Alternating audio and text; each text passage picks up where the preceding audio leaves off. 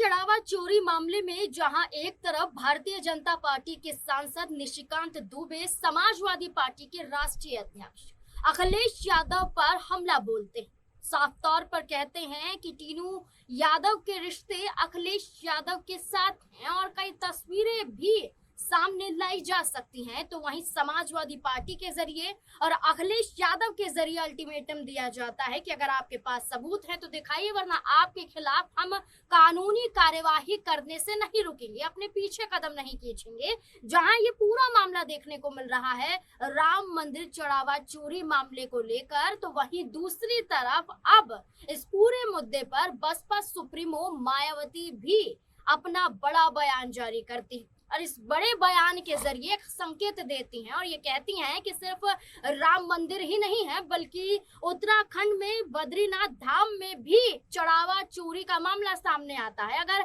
ऐसी ही गड़बड़ियां देखी जाएंगी तो कैसे विश्वास किया जाएगा, आस्था के नाम पर ऐसे ही खिलवाड़ किया जाएगा और जनता को गुमराह किया जाएगा तो कब तक चलेगा। तो उन्होंने कहा कि सही तरीके से जांच होनी चाहिए। और जांच की बात करें तो एसआईटी की टीम जो जांच करती है जिसमें लापरवाही की बात तो कही जाती है, साथ ही साथ ये कहा जाता है कि सीसीटीवी फुटेज के जरिए जो सामने आया है वो ये बताता है कि लगभग 40 दिन के अंदर 70 बार चोरी की गई है और इस चोरी में सबसे बड़ा नाम अविनाश शुक्ला और मनीष यादव का आता है। मनीष यादव वो हैं जो टीनू यादव के भतीजे हैं और टीनू यादव चंपत राय के ड्राइवर करीबी भी माने जाते हैं, ड्राइवर भी माने जाते हैं और इस ट्रस्ट में एक बड़ी जिम्मेदारी भी उन्हें सौंपी गई है। और साथ ही साथ आप ये भी जान जाएं कि जो दान पात्र हैं उनकी चाबियां भी इन्हीं के पास मौजूद होती थी,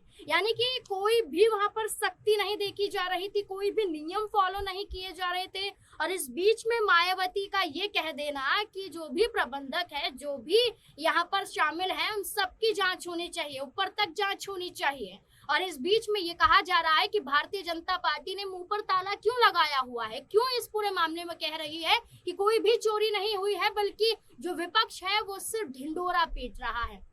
इसी मुद्दे पर चर्चा करेंगे और तमाम बयानों को लेकर चर्चा करेंगे। हमारे साथ हमारे वरिष्ठ सहयोगी अमन जी मौजूद हैं।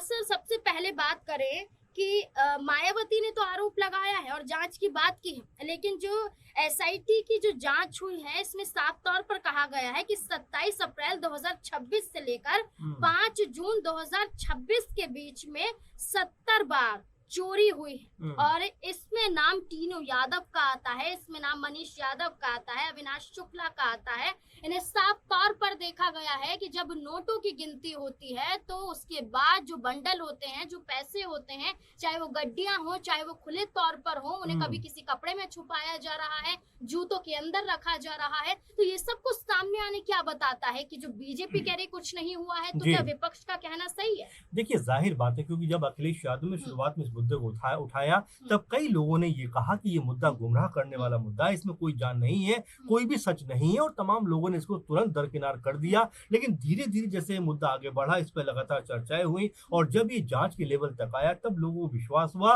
कि वाकई में राम मंदिर ट्रस्ट के अंदर कोई बड़ी घपलेबाजी चल रही है। और फिर जब खबर निकल कर सामने आती है, जो बात आप भी रखते हैं कि कई लाख रुपए का गबन रोजाना किया जा रहा था, यहाँ तक कि सिर्फ नोट नहीं, सिर्फ सिक्के नहीं, बल्कि चांदी, सोने और इस तरह के जो बेशकीमती आभूषण होते हैं, लोग अपनी श्रद्धा के अनुसार चढ़ाते हैं, उनका भी कोई लेखा जोखा नहीं। बल्कि कई लोगों ने तो यहाँ तक कहा कि हमने सोने चांदी की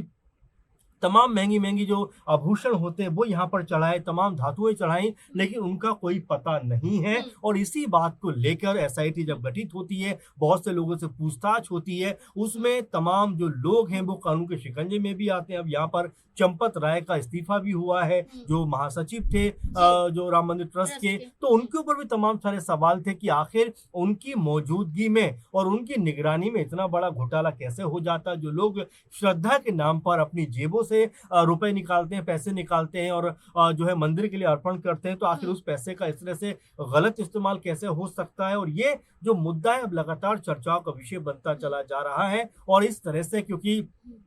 जो आपने मायावती जी का जिक्र किया कि कई मंदिरों में इस तरह की ये जो है हेर-फेर किए जाते हैं। आखिर जब सबको पता था, सबको मालूम था तो ये चुप्पी क्यों साधी गई? और जब अखिलेश यादव ने ये बात कही तो उनका समर्थन उस वक़्त मायावती जी ने क्यों नहीं दिया? तो इस तरह की तमाम सारी बातें जो है वो अब खुलकर सामने आती हैं और आप ये भी देखिए कि ब्रजभूषण शरण सिंह एक बड़े लेवल के नेता हैं, वो भी ये कहते हुए दिखाई पड़े कि भई हम सब कुछ जानते हैं, हमें सब कुछ पता है, लेकिन अगर हमने नाम ले दिया तो कहीं न कहीं हमारी जान को खतरा हो सकता है। धीरेन्द्र शास्त्री जो बाबा बागेश्वर के नाम से मशहूर हैं, फेमस हैं, लोकप्रिय हैं और चमत्कारिक रूप से उनको कहा जाता है कि वो सबकी पर्ची निकाल लेते हैं। लेकिन जब उन्होंने ये बात कही कि अगर मैंने नामों का खुलासा कर दिया तो मैं भी कहीं न कहीं मुश्किलों में फँस जाऊँगा, तब तमाम लोगों ने ये बात कही और आज़ाद ने भी ये बात कही कि जब आपको ये सब नाम पता है, तो आखिर आपने इन नामों का खुलासा क्यों नहीं किया? बल्कि आज़ाद तो यहाँ तक कहते हुए नज़र आए कि चमत्कार करने वाले आखिर उन लोगों की पर्ची क्यों नहीं निकाल पाए, जो राम के नाम पर लूट कर रहे थे। तो ये बड़ा स्पष्ट हो जाता है कि अखिलेश यादव के बाद में ये मुद्दा उछला और अब जाकर मायावती जी को याद आई है कि इस मुद्दे पे अपनी बात भी रखनी है क्योंकि महीनों से ये मामला चल रहा है और अब जब चंपत राय का लगभग इस्तीफा हो गया है, हालांकि ये भी खबर है कि वो अभी सदस्य बने रहेंगे ट्रस्ट के, लेकिन उनका जो पद है वो उनसे वापस ले लिया गया है। तो आप समझ सकते हैं कि इस मामले में कितनी गहराई है और ये मामला कहां तक पहुंचा हुआ है, क्योंकि चाहे ब्रजभूषण हो, चाहे धीरेन्द्र शास्त्री हो, सभी लोगों ने ये बात कही कि ये जो मामला है बहुत ऊपर तक का है। अगर हमने नाम लिया तो मुश्किलों में फंसते हुए दिखाई पड़ेंगे। बिल्कुल चंपत राय का इस्तीफा स्वीकार कर लिया जाता है, मंजूर कर लिया जाता है और इसके बाद ये देखा जाता है कि जो जिम्मेदारी चंपत राय निभा रहे थे उनकी बजाय अब ये जिम्मेदारी कृष्ण मोहन को सौंप दी जाती है कुछ समय के लिए और इसके बाद 22 जुलाई को फिर से एक बड़ी बैठक ट्रस्ट की बुलाई जाएगी। लेकिन यहाँ पर एक और बड़ा सवाल मुख्यमंत्री योगी आदित्यनाथ को लेकर जुड़ जाता है। देखिए जहां हर कोई चोरी की बात कर रहा है, सीसीटीवी सामने आ जाते हैं, फुटेज में साफ तौर पर दिखाई दिया जा रहा है, एसआईटी की टीम ये सब कह रही है और योगी आदित्यनाथ विपक्ष पर जुबानी हमला बोलते हैं। ये कहते हैं कि जो बाबरी जो मस्जिद थी उस पर जो आंसू बहाते थे आज वो राम मंदिर के हितैषी बन रहे हैं, उन्हें आज राम मंदिर का ख्याल आ रहा है, आज धार्मिक बन रहे हैं। ये क्या जो बयान योगी आदित्यनाथ के जरिए दिए गए हैं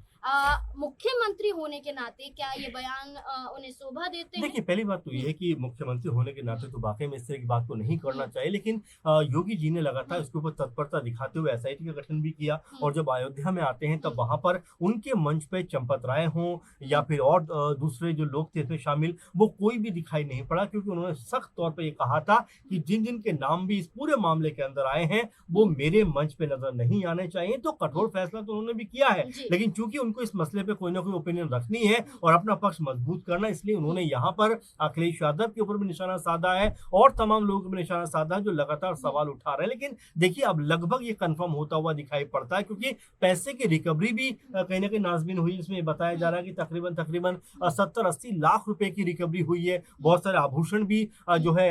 इसमें मिले हैं। तो ये बात तो लगभग स्पष्ट हो रही है कि चोरी तो हुई है। अभी चोरी कितने बड़े पैमाने पर हुई है, कितने करोड़ की ये चोरी हुई है, कितना इसमें लोगों ने पैसा जो है चोरी किया है, इसका खुलासा जो है वो आने वाले दिनों में जब इन्वेस्टिगेशन और ज्यादा गहराई में जाएगा, परत दर परत पे जाएगा तो बहुत सारा कुछ निकल के सामने आएगा। लेकिन हाँ, ये जरूर कहा जा सकता है कि जो मुद्दा अखिलेश यादव ने उठाया वो कहीं ना कहीं अब बीजेपी के लिए और तमाम राम मंदिर ट्रस्ट में जो सदस्य हैं उनके लिए गले की हड्डी बनता हुआ दिखाई पड़ रहा है। बिल्कुल एसआईटी की जांच में ये कहा गया कि जो ट्रस्ट के जो लोग हैं वो निगरानी के तौर पर वहां पर मौजूद रहते हैं और इन्हीं ट्रस्ट के लोगों के जरिए बड़ी लापरवाही दिखाई गई। कई लोगों की आवाजाही वहां पर देखी गई, कोई रोक टोक नजर नहीं आई। ये भी कहा गया कि नियम तो ये भी बताते हैं कि बिना जेब वाले कपड़ों का इस्तेमाल होना चाहिए, लेकिन